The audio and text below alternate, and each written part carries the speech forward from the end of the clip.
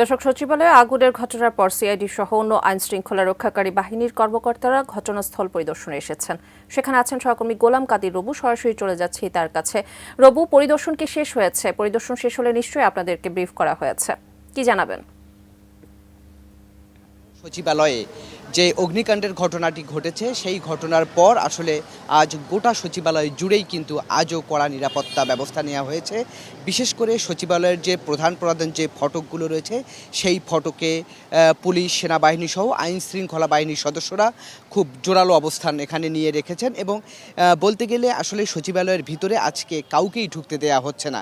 এমনকি গণমাধ্যম কর্মীরাও কিন্তু আজকে সচিবালয়ে ঢুকতে পারেননি। এই হচ্ছে সচিবালয়ের যে বাইরের যে দৃশ্য সেটি।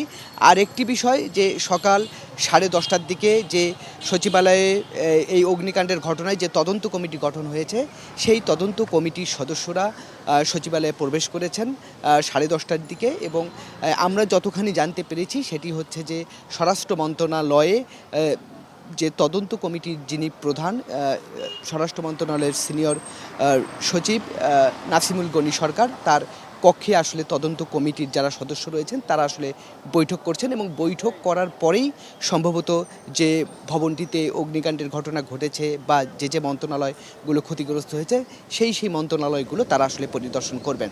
পরিদর্শন করার পরে আসলে তারা সাংবাদিকদের সাথে কথা বলবেন কিনা এই বিষয়টি আমরা এখন পর্যন্ত নিশ্চিত হতে পারিনি। আসলে সচিবালয়ের সামনে আসলে এখন এটাই ছিল আসলে সবশেষ অবস্থা।